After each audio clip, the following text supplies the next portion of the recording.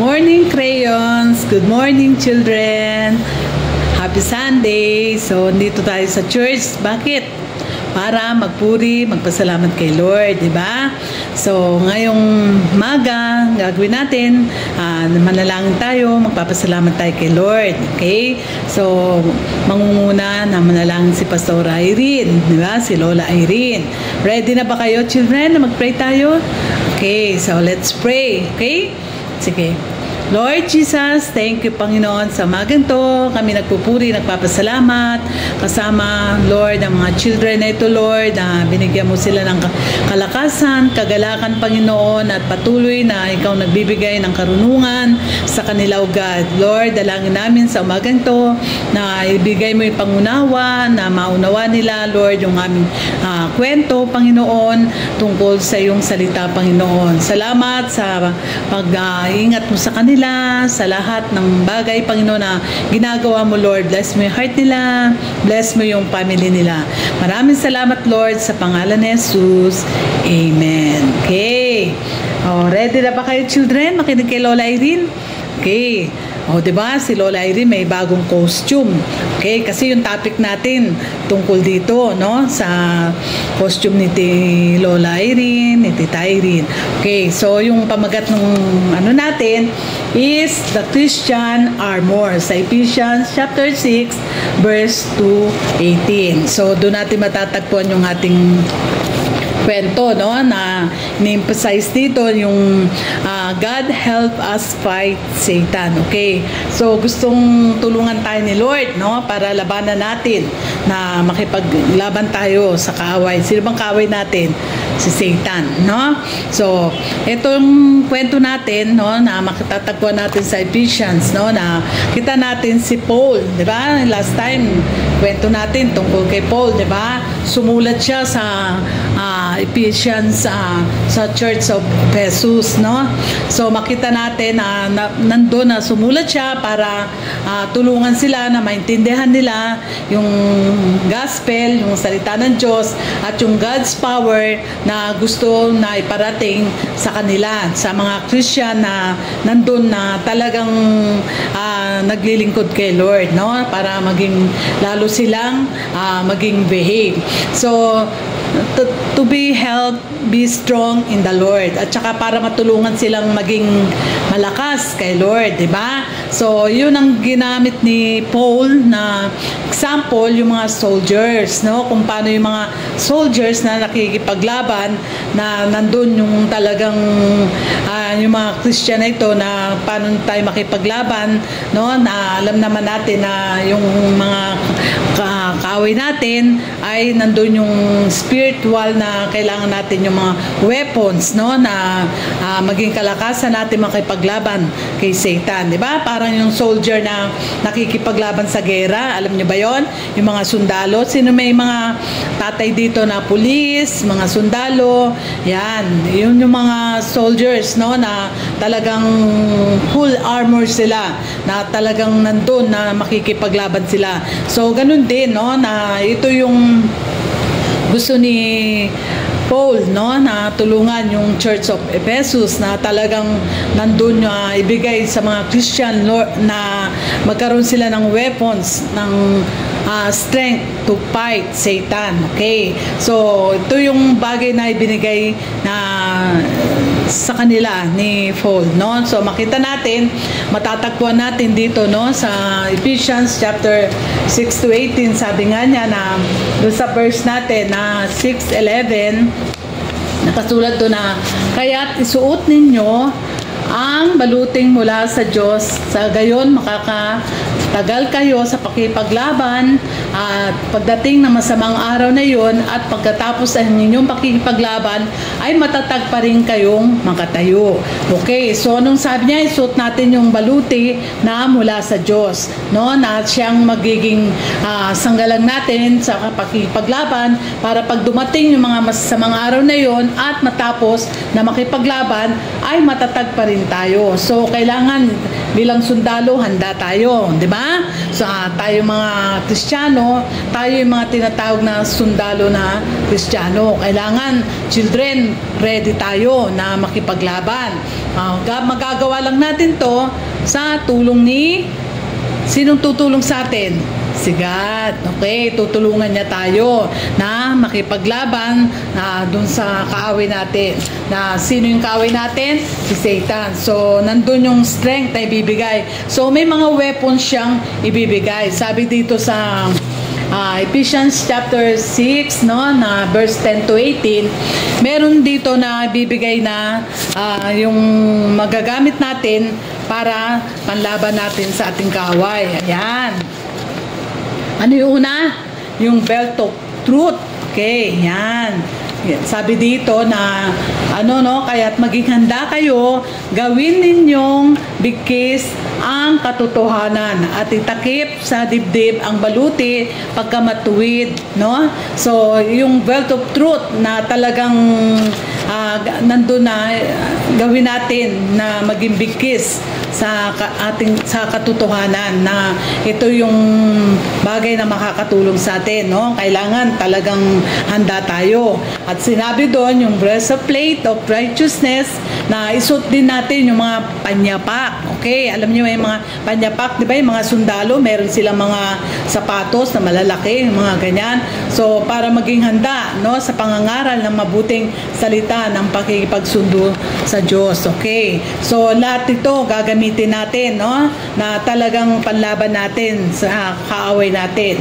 So, lahat yun na meron pa yung shield of faith, sabi niya, no? Hindi lang yung shoes of good news of peace, shield of faith, no? Yung taglayin na nyo lagi ang kalasag na pananalig kay Kristo bilang pananggat pamatay sa lahat ng nagliliyad na palaso sa masama. Sabi niya, yung shield of faith. So, tataglayin natin lahat to na maging kalasag natin na ating pananalig sa Diyos, na magiging panangga natin para kahit anong ibigay sa atin ng kaaway ni Satan, ano man yung mga hinalakit na ibibigay niya, hindi tayo madaling ma-discourage, diba? Talagang maninindigan tayo. Tataglayin natin yung kalasag na ibinigay niya sa atin, yung shield of faith. Tapos yung helmet of salvation. Okay, yung helmet of salvation naman, yung isuot ninyo ang helmet. Alam nyo ba yung helmet? Yung kagaya sa motor, yung nilalagay sa ulo. Yan, helmet ng kaligtasan. At kunin ninyo ang tatak ang tabak sa kaloob ng Espiritu, sa makatuwid ang salita ng Diyos. Okay, so isusut natin to, no? Para talagang hindi tayo matatamaan o masasaktan. So ito yung helmet of salvation, no? Na sinasabi niya na yung kaloob ng Espiritu, na yung salita niya ang siyang magiging protection natin, yung helmet na ilalagay ng Panginoon sa atin. Tapos yung swords of the Spirit. Alam nyo ba yung swords? Yung parang, yung tinapag may gera, yung ginagamit nila, yung parang yung kutsilyo na mahaba, yung swords, yung ganyan, panlaban din sa gera, di ba? Yun, yung mga swords na yun. So, kailangan taglayin natin lagi yung kalasag na yung pananalig kay Kristo ay bilang panangga na pamatay sa lahat ng nagliliyab sa palaso ng masama. Okay, so lahat ito, children, talagang isusot natin sa buhay natin, kasi ito yung wear the full armor of God. Kailangan suit natin to, no? Yung belt of truth, breastplate of righteousness, ayan, yung shoes, good news of peace, shield of faith, helmet of salvation, yan, swords of the Spirit. Okay, so bakit kailangan natin to? Kasi sino bang kaaway natin? Sino bang kaaway ng mga Christian? Sino bang kaaway natin? Si Satan. Okay. Sino yung mga sundalo ng Diyos? Tayo mga Christian, di ba? Tayo yung sundalo ng Diyos. At tapos, what is the armor of God? Yung belt of truth. Yun yung gagamitin nating panangga, yung gagamitin nating swords, lahat ng ito ay gagamitin natin ang salita ng Diyos. Okay, so para maging matatag tayong mga Kristiyano. Sino bang matatag dito? Sige nga. Yan. Sinong gusto maging sundalo ng Diyos? Yan. Hindi lang sundalo ng gobyerno natin. Kailangan talagang sundalo tayo ng Diyos. Yan. Ganyan. Matipuno, matigas, matapang. Diba? Kasi meron binigay ang Diyos na talagang magagamit natin. Ano yung una? Belt of truth. Okay. Yung pangalawa, breastplate of righteousness. Pangatlo, yung shoes, good news of peace. Yung shield of faith, helmet of salvation, swords of the Spirit. Okay. So, sabi nga sa 1 Peter 5, 8, and 9, be alert. Satan is waiting for opportunity to attack. So, kailangan daw maghanda tayo kasi si Satan naghihintay lang ng oportunidad na atakihin tayo. So, para hindi siya magkaroon ng pagkakataon na atakihin tayo, saktan tayo, anong gagawin natin? Kailangan lagi tayong punong-puno ng salita ng Diyos, yung protection ni Lord. Yun, yung isusot natin, yung baluti ng Diyos, yung armor niya na talagang magbabalot sa atin para hindi tayo masasaktan. So, kasi yan yung oportunidad na makapasok yung kaaway sa masaktan niya tayo. Pero hindi niya tayo masasaktan kasi merong baluti na ibinigay ng Diyos, yung armor na panlaban natin sa Kanya. Okay? So, sino nang matapang na talagang makikipaglaban para kay Satan? Tayo, di ba? Tayo mga Christian. Tayo yung mga soldier ni God na talagang lalaban sa kaaway kay Satan. Sabi naman dito, ano yung armor ng God na binigay niya sa atin? Yung belt of truth, no? Na talagang isusot natin sa buhay natin, yung belt of truth na to, no? Na maging handa tayo na ilagay natin na maging bigkis, maging sunturon, no? Yung katotohanan na talagang ilalagay natin sa dibdib natin, yung pagkamatuwid natin na kilala natin si Jesus.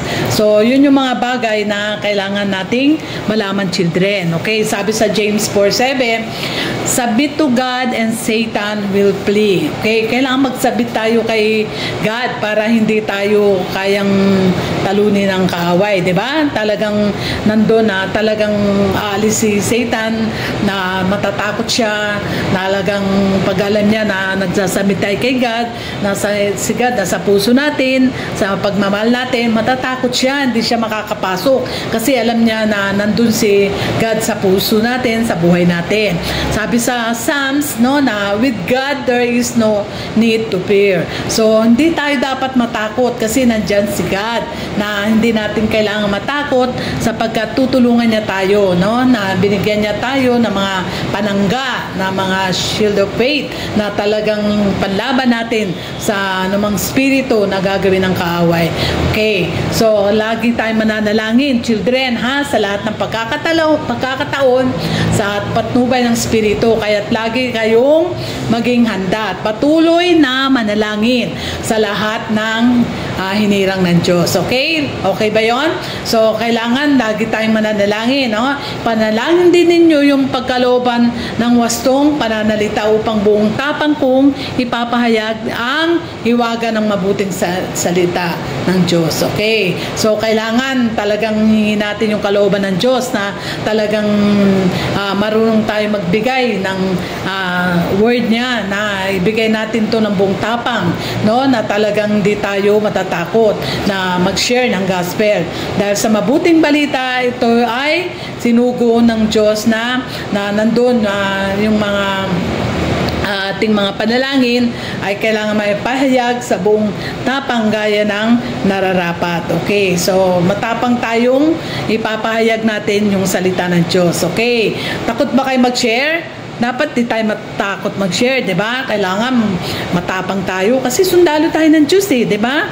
Mayroon ba sundalong duwag? Di ba? Wala. Makita natin yung mga sundalo natin dito sa sa Pilipinas, di ba? Yung mga pulis, mga sundalo, ganun sila makipaglaban, di ba? Talagang matapang sila.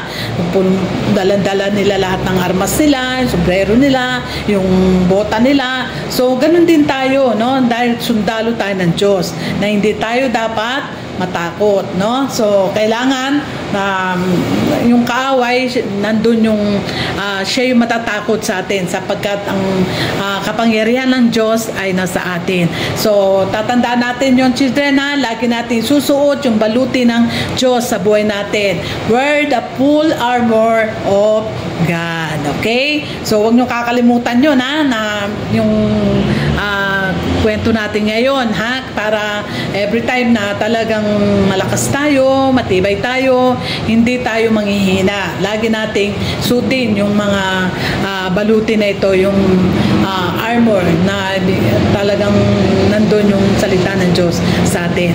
Okay? So, para lalo tayong lumakas, tayo ay bigyan ni Lord ng kapangyarihan. Sige. Okay, naintindihan nyo ba, children? At sino yung sabi ko kanina, sino yung kaaway ng mga Christians? Si Satan. Okay, sino yung mga soldier ni God? Tayo. Sabi nyo nga, tayo yon. Tayo mga Christian. We are the soldiers of God. Okay, so, ano yung armor na ibigay ng Diyos sa atin? Yung belt of truth. Ano yon? Yung Word of God. Okay. So, lagi nating ilalagay sa puso natin yung salita ng Diyos para hindi tayo manghina, hindi tayo matalo ng kaaway. Lagi tayo malakas sa pamagitan ng kanyang kapangyarihan. Okay? Sige children, mag-pray tayo. Hingin natin kay Lord ha, na talagang punuin niya ng kalakasan, punuin niya ng tapang, punuin niya lahat sa buhay natin. Yung talagang maging sundalo tayo ng Diyos. Amen? Okay. Si ready na maging sundalo ng Diyos? Wow, okay. Susunod si Pastora may dala ng barel, no? Para lahat kumpleto, mayroong sombrero dito. Tapos may barel na ganun, no? So, tingnan natin saan tayo kukuha, ha?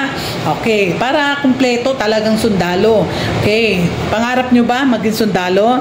Kasi si Lola Irene, pangarap niya maging sundalo. Okay?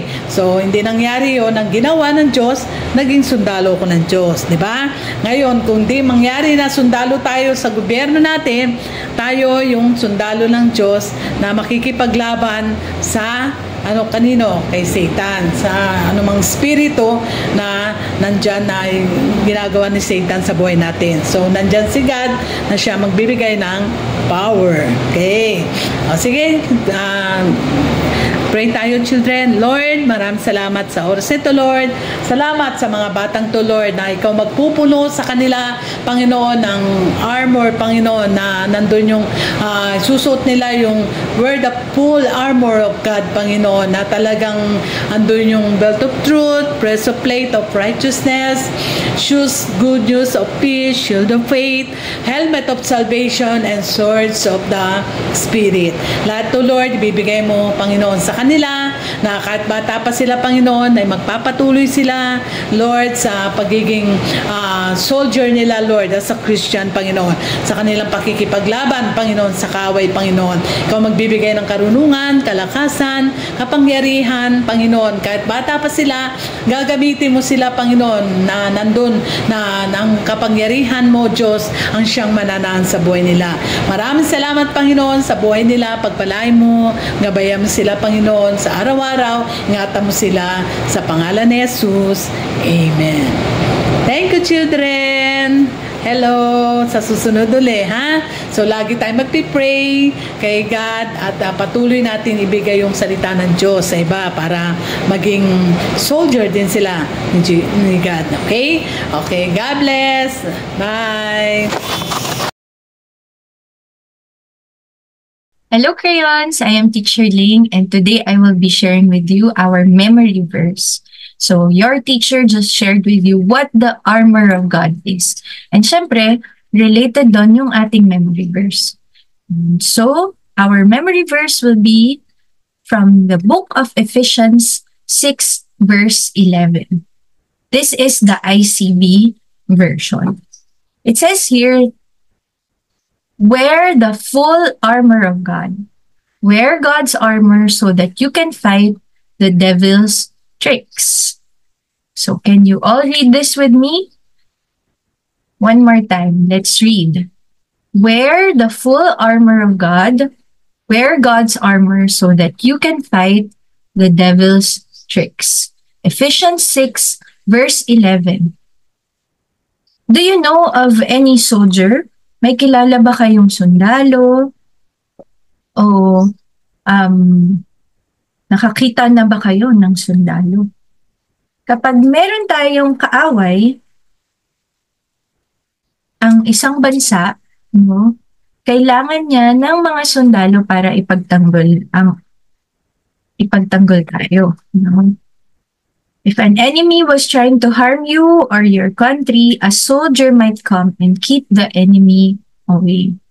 A soldier who fights a battle carries weapons and wears special clothes and gear for protection. Tayo bilang believers of Jesus Christ, we can live as God's soldiers. Be strong in the Lord and in His great power. We should always wear the full armor of God. But in our case, as believers of Jesus, our fight is not against people. We should wear God's armor so that we can fight against the devil's evil tricks. You need to get God's full armor, then you will be able to stand strong. Ano-ano ba yung armor na nabanggit ni teacher kanina? Belt of truth, breastplate of righteousness, shoes for the good news of peace, the shield of faith, helmet of salvation, and the sword of the Spirit. Kids, you should always be ready and never give up. The devil is our enemy, but God has given us all the special armor that we need to fight the devil. Put on God's full armor and you will never ever have to worry or be afraid because God is with you. So for the last time, let us say it again. Wear the full armor of God. Wear God's armor so that you can fight the devil's tricks. Ephesians 6 verse 11. God's word says that we should pray and ask for what we need. Always pray that we will never forget to wear God's armor. And kids, we'd love to hear from you. Record yourself doing your memory verse and share it with us. Thank you, crayons. Bye!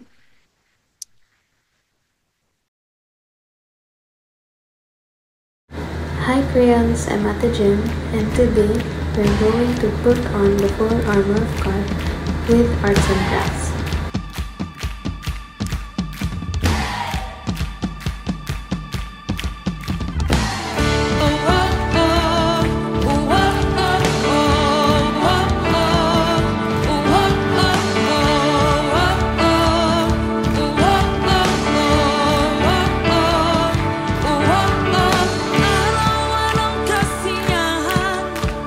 Araw-araw kaganakan, araw-araw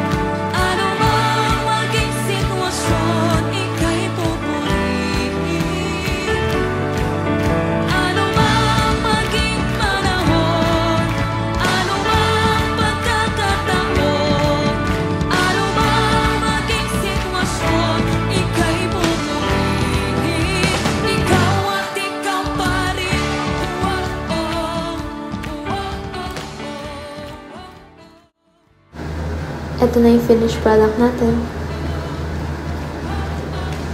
Don't forget to share yours sa ating PogF Kids Church Facebook group. Bye!